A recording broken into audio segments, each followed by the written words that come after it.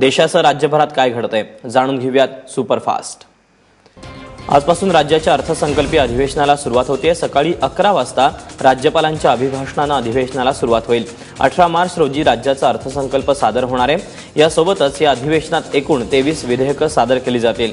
विरोधक देखील नोटाबंदी, शेतकऱ्यांची कर्जमाफी, मराठा आरक्षण, ईव्हीएम घोळ, आमदार प्रशांत परिचारकांचं वादग्रस्त वक्तव्य अशा काही मुद्द्यांवरून सरकारला घेरण्याची शक्यता आहे।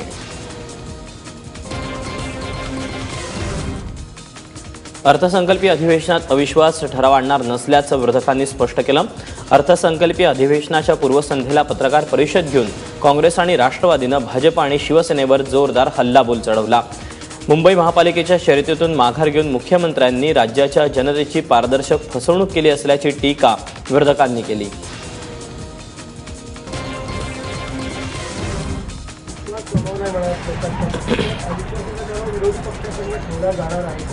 नाही, मी आपल्याला अगोदरच म्हणलं की सरकारवर आता ही वेळ आली आहे की त्यांनी विश्वास व्यक्त करावा। कारण मधल्या काळामध्ये शिवसेनेने 10 वेळेस सरकारला नोटिसा दिल्या आणि शिवसेना ही म्हणत होती की ही नोटीसवर सरकार आहे, नोटीस पिरियड आहे, व्हेंटिलेटरवर आहे, वेगवेगळे तसे गोष्टी समोर येत होत्या। आज आमचं असं म्हणणं आहे की सरकारनेच या ठिकाणी विश्वासात्मक व्यक्त करावं। सरकारचा जर विश्वास आहे, आमचा प्रस्ताव आणायचा काही संबंध नाही, कारण आमची जी संख्या आहे ती प्रस्ताव आणण्यासाठी अनुमती देत नाही। ज्या पद्धतीने कौरवांनी आपले राज्य टिकवण्याकरता कुनीतीचा वापर केला, अधर्माचा वापर केला,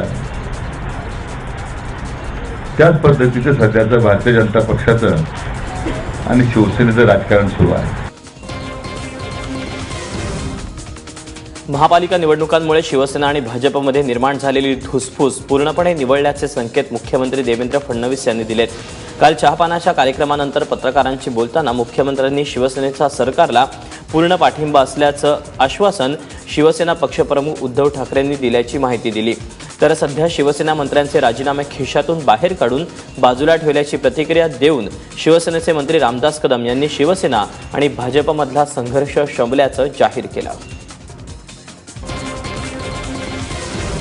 असं आहे की आम्ही राज्य सरकारमध्ये एकत्रित आहोत। शिवसेनेचे पक्षप्रमुख माननीय उद्धवजी ठाकरे यांनी देखील अतिशय स्पष्टपणे हे सांगितलं की राज्य सरकारला आमचं पूर्ण समर्थन आहे।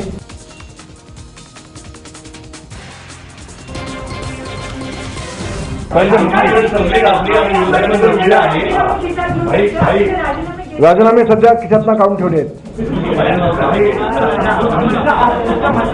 सध्या राजीनामे खिशातून काढून ठेवले आहेत। उद्धवजींनी सांगितल्यानंतर खिशात घालणार नाहीत, ते समोर जिथं द्यायचे तिथं जाते।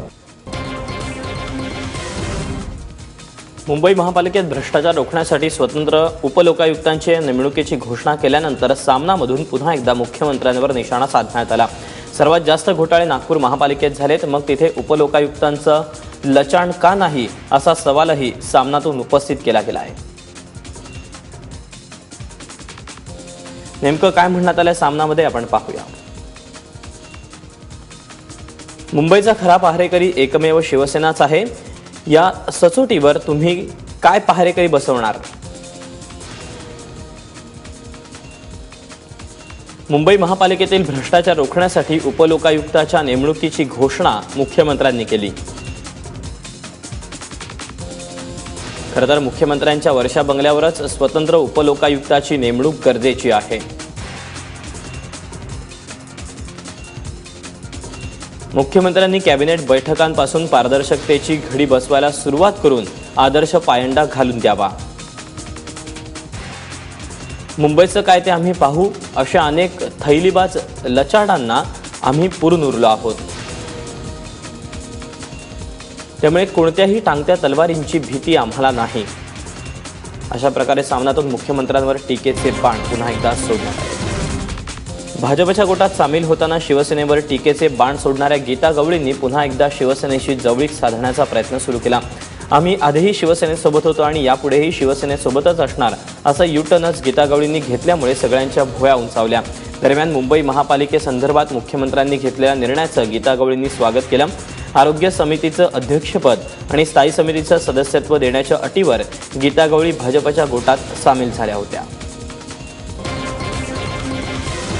आम्हाला खुशी झाली की शिवसेनेचा महापौर बसलाय, कारण की आम्ही पण 10 वर्ष त्यांच्यावर राहिले. आणि आता असं बघायला गेलं तर दोघं युतीसारखंच झालंय, 10 इकडे 10 इकडे, म्हणजे एक युतीसारखाच आहे. शिवसेनेतून प्रस्ताव आला तर आपण बघू, कारण की आता दोन्ही युतीमध्येच आहे. बघायला गेले तर आम्ही डिस्कस करू. उद्धव साहेबांचा मी खूप आदर करते.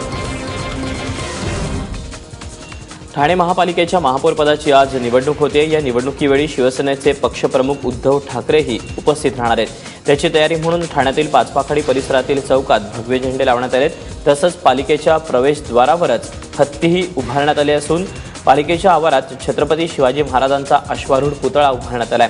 काल शिवसेनेच्या पदाधिकाऱ्यांनी तयारीची पाहणी केली. महापौरपदासाठी शिवसेनेच्या मीनाक्षी शिंदे आणि उपमहापौरपदासाठी रमाकांत मढवी यांनी अर्ज दाखल केलाय, तर भाजपकडून आशा सिंग आणि मुकेश मोकाशी यांनी अर्ज भरला आहे.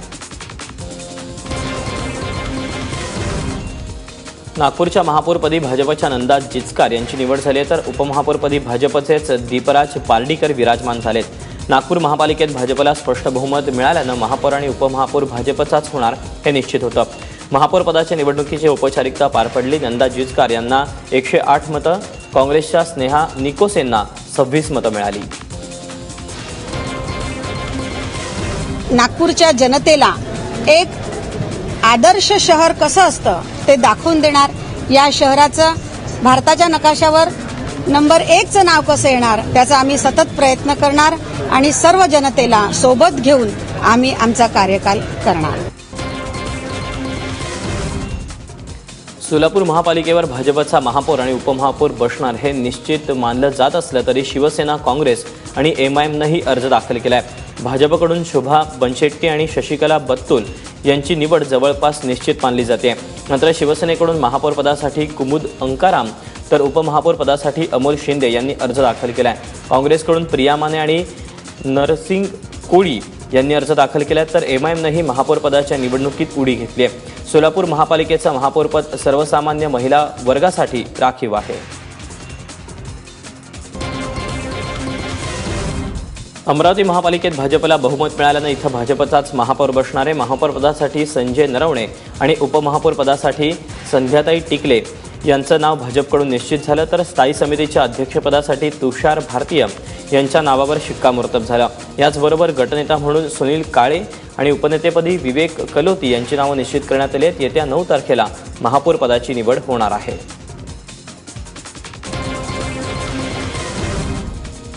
पुणे आणि पिंपरी चिंचवड महापालिकेतली सत्ता गेल्यानंतर नॉट रिचेबल झालेले अजित पवार काल पुण्यात अवतरले.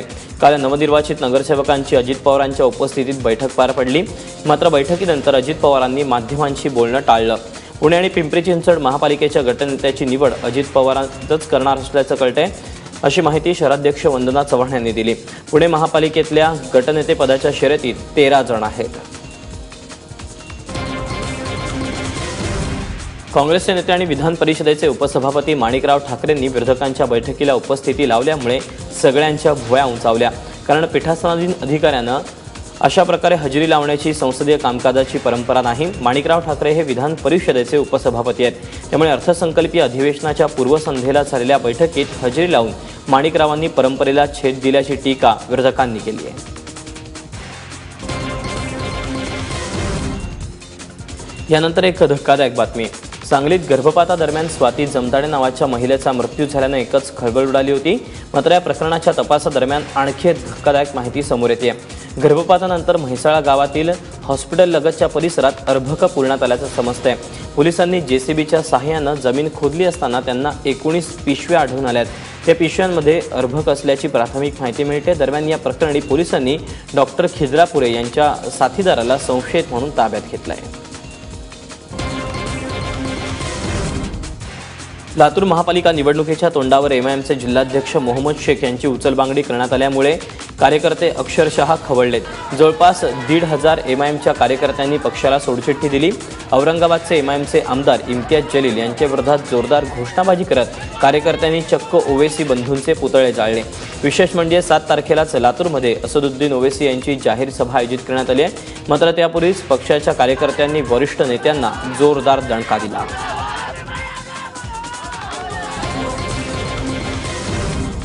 केंद्रीय प्रत्यक्ष कर बोर्डाकडून मराठवाड्यातल्या तब्बल 400 जणांची यादी तयार करण्यात आली असून 17 ठिकाणी छापे टाकण्यात आले.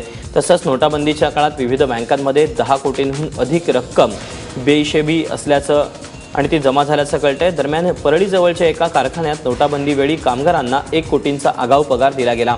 हा पगार संपूर्ण जुन्या नोटांच्या स्वरूपात होता. याशिवाय मराठवाड्यातले नामांकित कोचिंग क्लास चालक देखील आयकर विभागाच्या रडारवर असल्याचं समजतं आहे.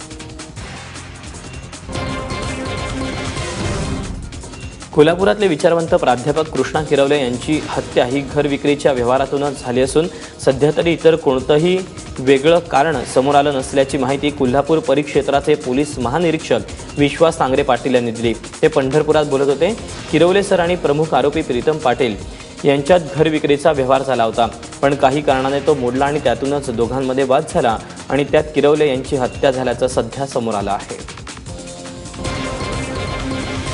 प्रीतम पाटील जो मुख्य आरोपी आहे त्याला शाहूवाडीत काल अटक केली आपण. त्याची आई तिनं रक्ताने माखलेले कपड्याचे आणि पिशवी ज्याच्यात साहित्य होतं ते सगळं डिस्पोज ऑफ केलं. त्यामुळे 200 खाली तिलाही आरोपी करण्यात आलेला आहे. प्रीतमनी खुनाची कबुली दिलेली आहे.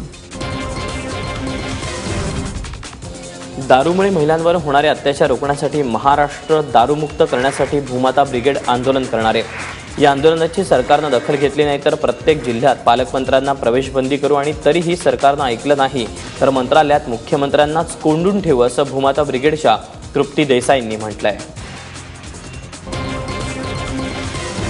भूमाता ब्रिगेडचं आक्रमक आंदोलन जे आहे ते मार्चच्या शेवटच्या आठवड्यात होत आहे आणि सुरुवातीला हे सत्य आणि अहिंसेच्या मार्गाने आंदोलन सुरू होईल. परंतु जर 1 महिन्यामध्ये मुख्यमंत्र्यांनी दखल घेतलं नाही तर प्रत्येक पालकमंत्र्याला त्या जिल्ह्यामध्ये बंदी केली जाईल आणि त्यानंतरही जर सरकारने दखल घेतली नाही तर मला वाटतं वेळ आली तर मंत्रालयात मुख्यमंत्र्यांना जरी कोंडण्याची वेळ आली तर माघार घेणार नाही. जोपर्यंत दारूमुक्त महाराष्ट्र होत नाही तोपर्यंत जे आहे ते आक्रमक पद्धतीने आंदोलन केलं जाईल.